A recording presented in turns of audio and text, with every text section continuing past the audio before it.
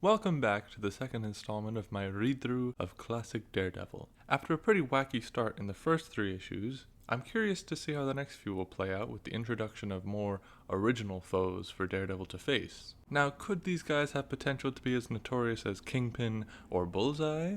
Let's find out. We start this issue with a pretty dynamic cover. Daredevil hitting another stellar pose as he flies off a roof with Karen, and the Purple Man framed above them on the roof, shaking his fists in a circular motion. Don't know why the motion lines make it look like he's getting some mobility stretches in for his arms. The second cover is a little more interesting as it really emphasizes the claustrophobia Daredevil has from all the people turned against him. The title reads, Daredevil, menaced by the mystery of Kilgrave. A very villainous name. The Unbelievable Purple Man. I'm a little disappointed there's no alliteration for him in this title, like the Perverted Purple Man, which, okay, yeah, doesn't sound good, but I mean, they would totally say something like that in this era. I mean, just look at the blurb on the bottom of the page. You're about to meet possibly the most offbeat, far out, ding-dong, rootin' tootin'. Okay. Crackerjack supervillain you just ever did see. We start with Purple Man entering a bank, and as this is New York, no one bats an eye that he is literally all purple. I mean, credit to them for knowing New Yorkers wouldn't really care about that. I think we'd still be curious though. Anyways, he calmly goes up to the teller and politely asks to give him a bunch of money. See, this face he makes tells me I wasn't really wrong about the whole perverted thing. Then the surreal scene unfolds as the teller gives him all the money and the Purple Man just walks out. Okay, so these people did comment on it, see? Now that's the kind of attitude I know New York for. When the man leaves, the teller comes back to his senses and panics, causing a pursuit. Also a side note, despite it being entirely one shade of purple, his outfit is kinda slaying. The police take him to court, and he of course does not need a lawyer, but the court assigns him one anyways, leading to our favorite guy getting the case, as usual. And the comic knows it, as they know we've been dying to see him for all of 2 pages. What I didn't miss was the incessant pining Matt and Karen are constantly doing for one another, and to make romantic tension higher, she comes along to the courthouse, and Matt continues to fail at keeping his powers on the down low. When they enter, they are told of the curious criminal because of the color of his skin.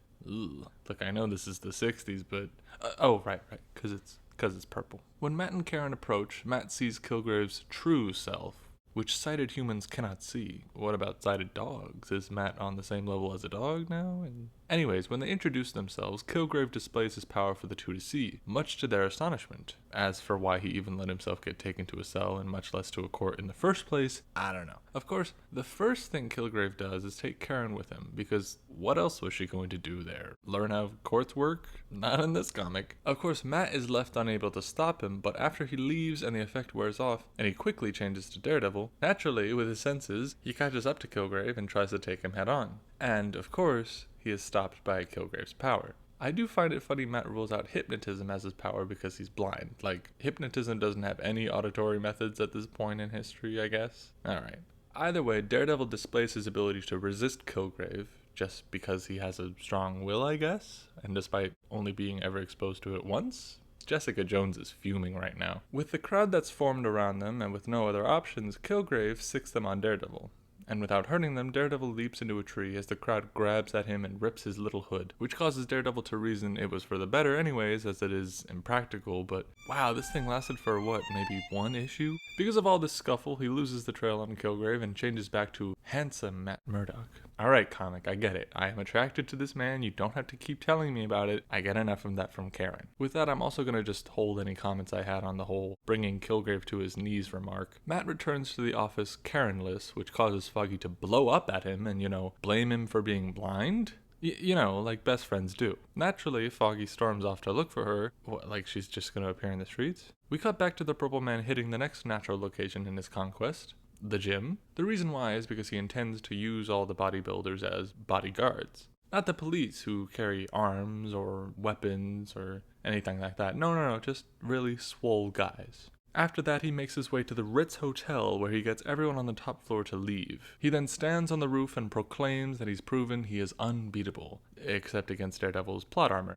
Meanwhile, we see Matt looking over his law books. He is stumped when he realizes, I can find no law which prohibits a man from asking for things. Now see, that's a line I gotta keep in mind whenever I need something. In trying to outsmart Kilgrave, Daredevil thinks back to when he pretended to have a tape recorder when facing the Fixer.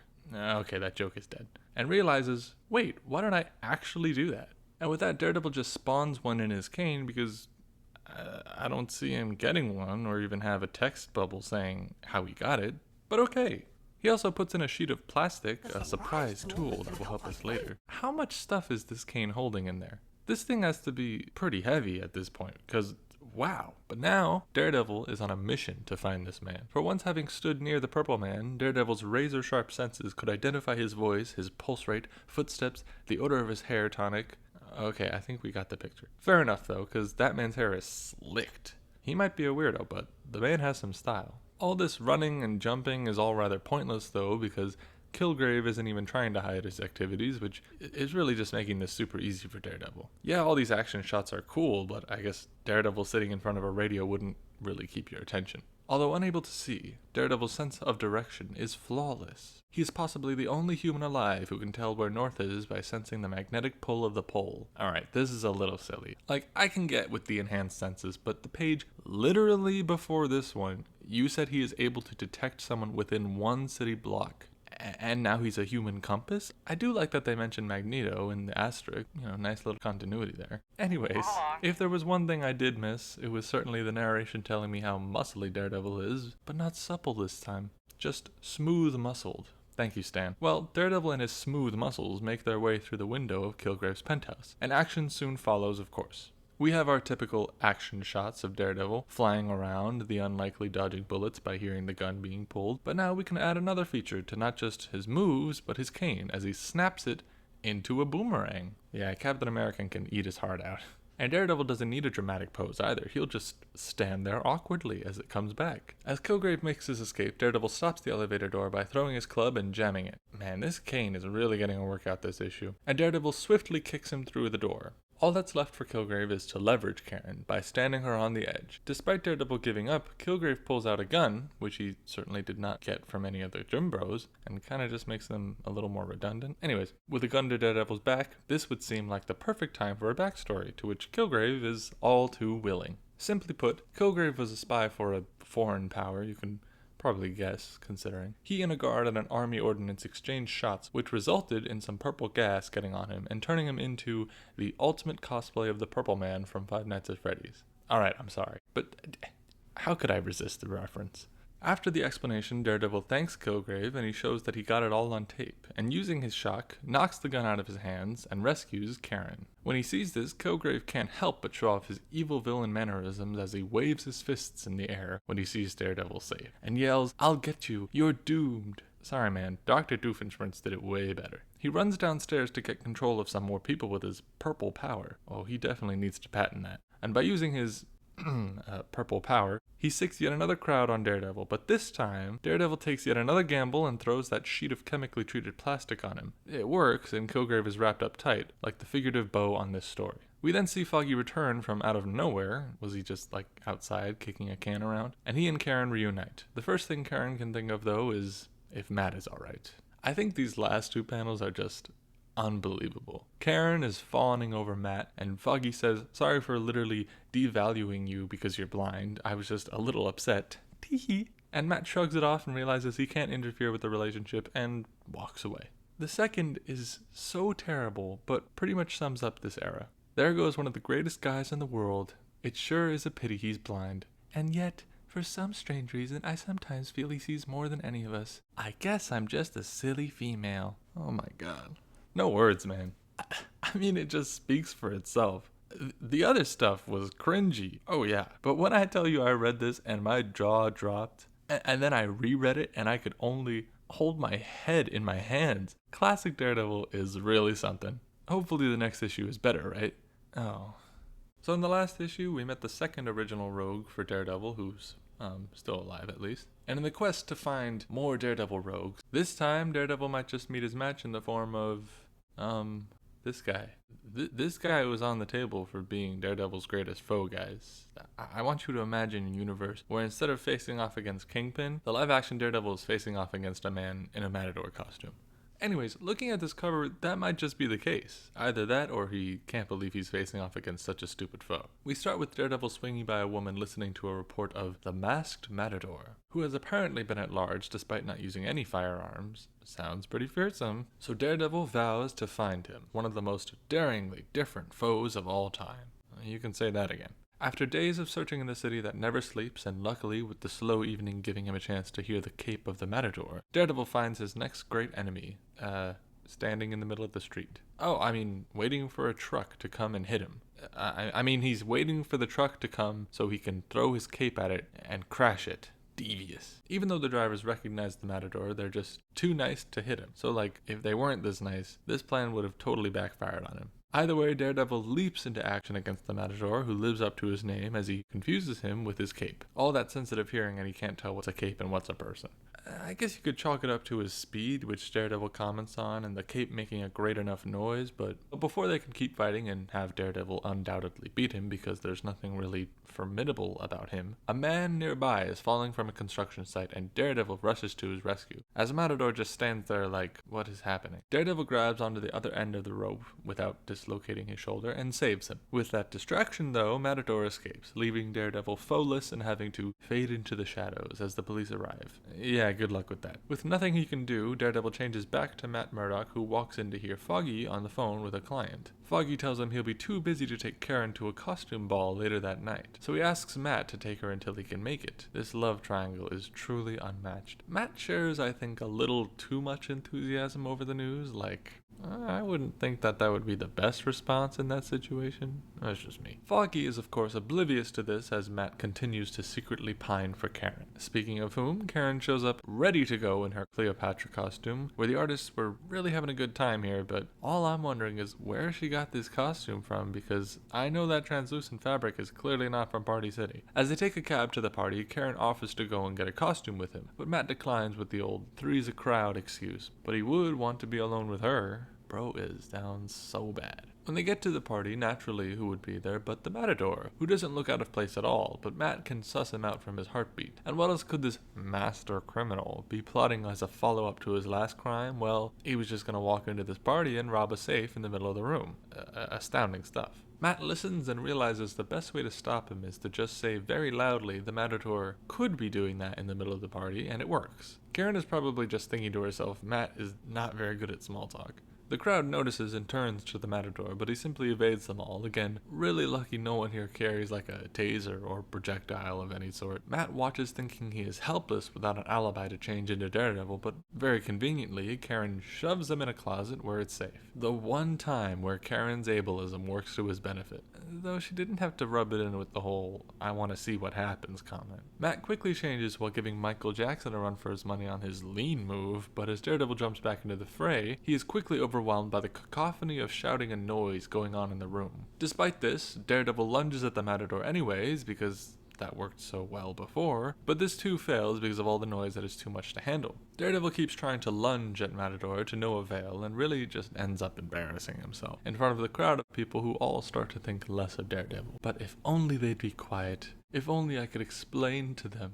And just to help show how desperate Daredevil's situation is, we are shown a little diagram of how the radar sense works when it's disrupted like this. But to add to the cherry on top of the humiliation, Daredevil keeps throwing himself at the Matador, but is neutralized by the cape, which I guess must be chemically treated like the sheet thrown on Purple Man if it dulls his senses that much. With a whop on the head and a step through the window, the Matador is gone, and Daredevil is in shame. He changes back into Matt and reconvenes with Karen and Foggy, who seems to always be arriving after everything happens. Later, Matt broods over his defeat, and to add some really rather comedic insult to injury, while walking with Karen, they see some children playing in an alley, pretending to be Daredevil and the Masked Matador. And of course, the children are admiring Masked Matador more now. I'd also like to point out that the fact they represent Daredevil with a couple of bull horns is kind of missing the point of the horns, but also made me realize that I feel like this one issue has been really exaggerating Daredevil's horns in the artwork.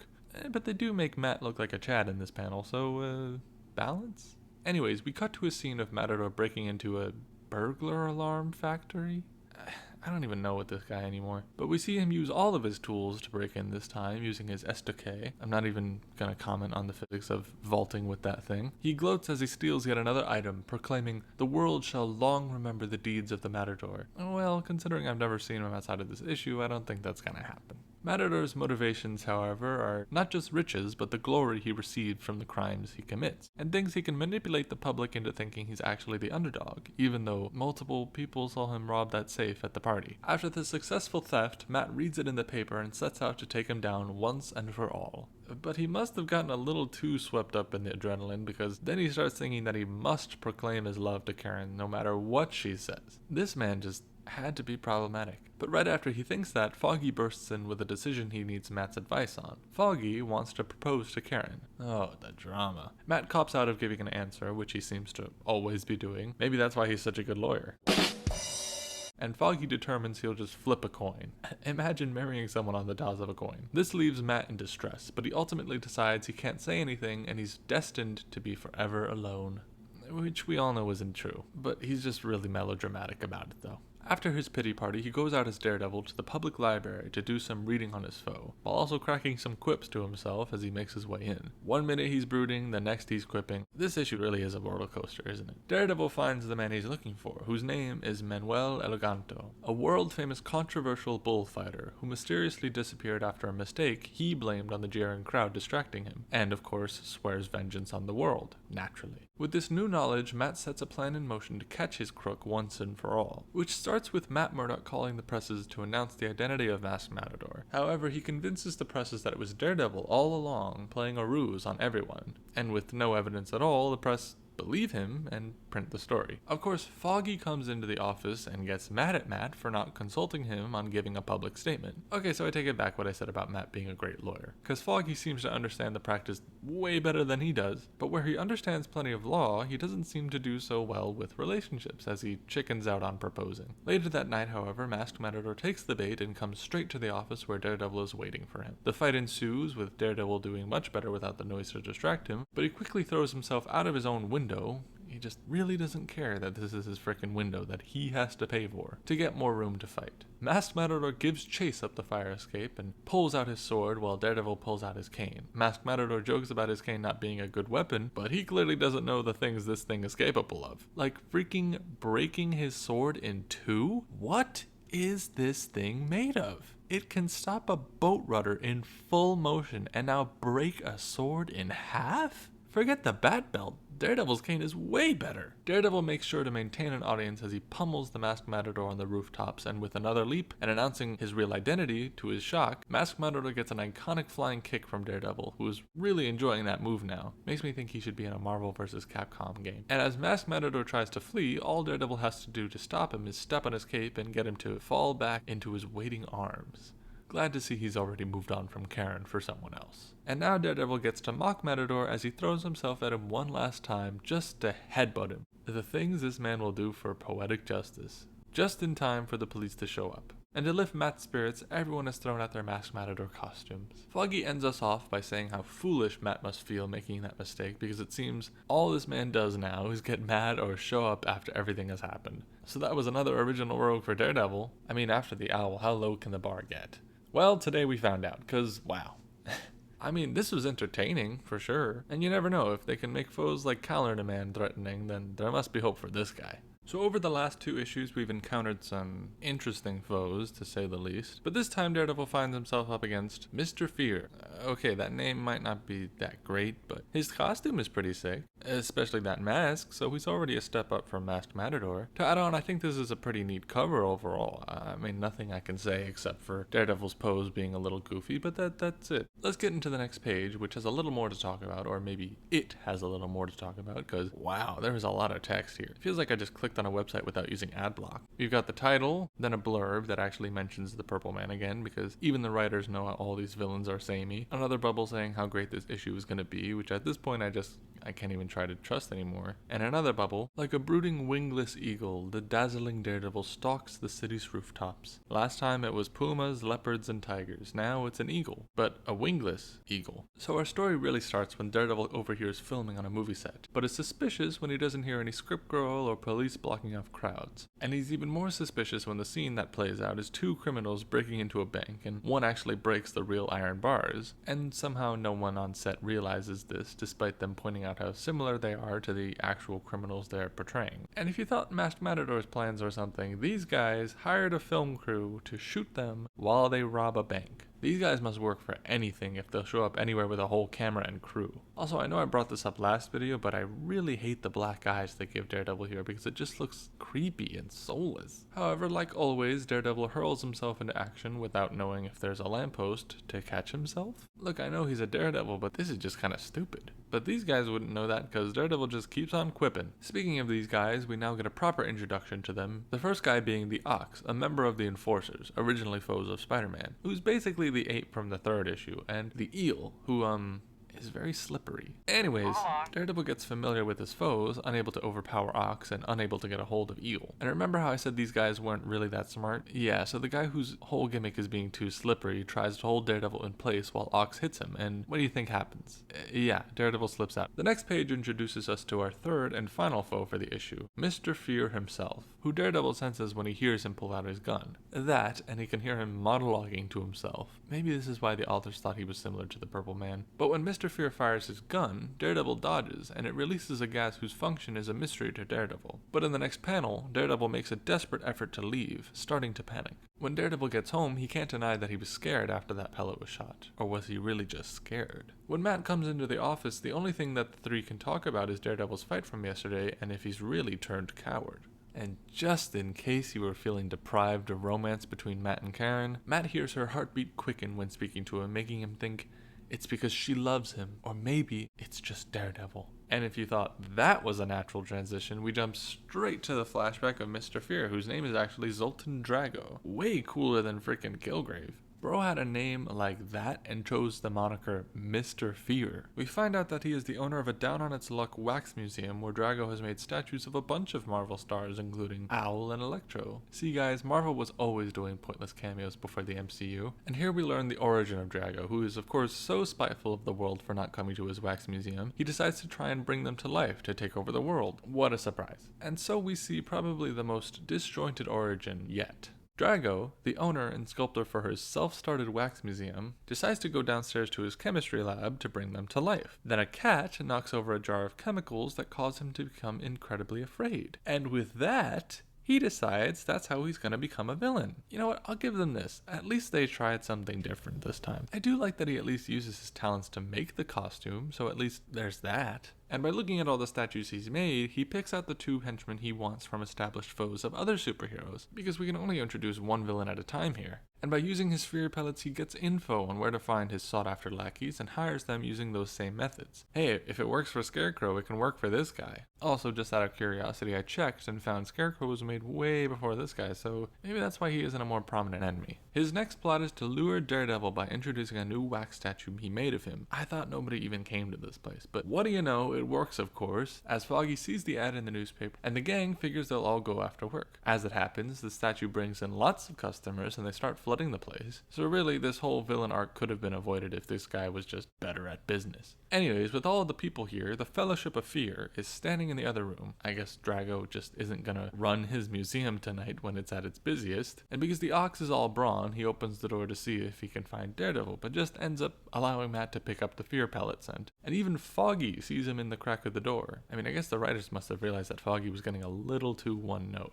So both internally decide they're going to come back later that night to do something about it. After the museum closes, the Fellowship of Fear waits patiently for Daredevil to show up, because he just has to show up to this place again after seeing the statue. I mean, Mr. Fear didn't want to get detected, so did he just think Daredevil was gonna show up on his own, just to see the statue? None of these villains' plans should get as far as they do. But of course, not through any credit of their own, Daredevil does come back and enters through the window where the Ox and Eel are waiting for him posing as statues. Of course, this doesn't fool Daredevil and a fight quickly ensues. Meanwhile, Foggy makes his way to the front door and witnesses the fight going on and quickly decides he needs to act. But as Daredevil senses Mr. Fear enter, he also senses Foggy. I hoped you'd blunder into my trap. Oh, please. don't give yourself all this credit. This was a ridiculous plan. Just as Mr. Fear aims to shoot Daredevil, Foggy jumps in and stops him, but Daredevil is still hit with the gas. And both Daredevil and Foggy take hits from the ox, leaving Foggy incapacitated. But you do gotta admire the bravery. Thinking Foggy is a cop, the gang flees the scene without taking out Daredevil. Daredevil recovers and finds Foggy hitting the Family Guy pose and rushes him to a hospital. And because his family is vacationing in Europe, I guess they are pretty rich, so this makes sense. Who would they call but Karen, who just can't decide on Matt or Foggy, but since Foggy hasn't proposed, her options are open. What? She makes her way quickly to the hospital and starts asking some pretty reasonable questions and walking at what looks like a pretty calm pace, and is immediately told to calm down. And what's worse, when Matt walks in with a furrowed brow, Karen is told to comfort him, while there are tears rolling down her face. This is just messed up. And if this wasn't overly dramatic enough, the Fellowship of Fear make their way to the hospital disguised in scrubs to take out Foggy, and still, we get more back and forth about how much Karen cares for Foggy, but Matt cares for her, but secretly Karen loves Matt. Not just care, but Matt leaves so Daredevil can keep watch of Foggy in case the Fellowship of Fear comes back, which is the only sensible prediction made this issue. And as they enter, Daredevil wastes no time breaking through the window, surely more dangerous to do while your friend is hospitalized. This man just has a vendetta against windows. And we're right back to the fighting, but if these plans weren't stupid enough, Mr. Fear forgets to bring his gun, the one thing he has as a villain. I mean, the eel not being in costume I can understand, but not bringing a freaking gun is unbelievable. Unsurprisingly, Daredevil mops the floor with these fools, and so they flee. And just as they leave, Foggy wakes up, so I guess we're back to him missing all the action again. The Fellowship of Fear get back to the museum, but the henchmen are realizing just how stupid this guy is, but he tells them to stick with him anyways. Being the geniuses they are, they don't realize that Daredevil is posing as his wax statue, and continues to map the floor with the two henchmen. Again. While Mr. Fear uses his fear gun, again, but this time, Daredevil uses a fan to blow the gas back at the mooks. They run right past him and knock his gun out of his hands, leaving him useless again, but at least he's not affected by his own gas. That would have been really stupid. With no struggle now, Daredevil finally takes out the eel with some sand. He and Anakin Skywalker have a common enemy now, and faces off against the only actual threat in this issue, the Ox. He uses wit, agility, and strength to fight back against him. And of course, because we're in the Wax Museum, we gotta have someone actually be fooled by the wax statue. With that, the Ox tumbles down the stairs and we see just how cowardly Mr. Fear really is. Eel gets another punch for the road and Ox finally goes down. Matt returns to find Foggy awake and gets chewed out by Karen for being so distant, while Foggy says that's what makes him such a good lawyer. Can Karen get any support, please? So we wrap up another bow as the police deduce Daredevil was never afraid and everyone wonders who Daredevil really is. He's not one of us. You think if he wasn't blind, he'd be winking at us? Anyways, that's it for now. And actually the end of the yellow suit, as next issue we're introduced to the iconic red suit, which when I was reading this whole volume was actually like coming up for air after being in the water, because I like the yellow suit kind of, and while it started to grow on me, the red suit is unquestionably better. Anyways, final thoughts. These stories were really formulaic. It's kind of sad, but the only interesting villain here was the Purple Man, who's gone on to greater things without Daredevil. So it's kind of a shame that the rogues Daredevil meets here go from completely lame backstories to completely messy ones. I mean, I still enjoyed them for how silly they are, and unfortunately the only interesting thing here is the asinine love triangle, which is just painful to sit through. But anyways, I'd still like to keep going because things are getting interesting in the next issue where Daredevil faces off against Namor, so stay tuned.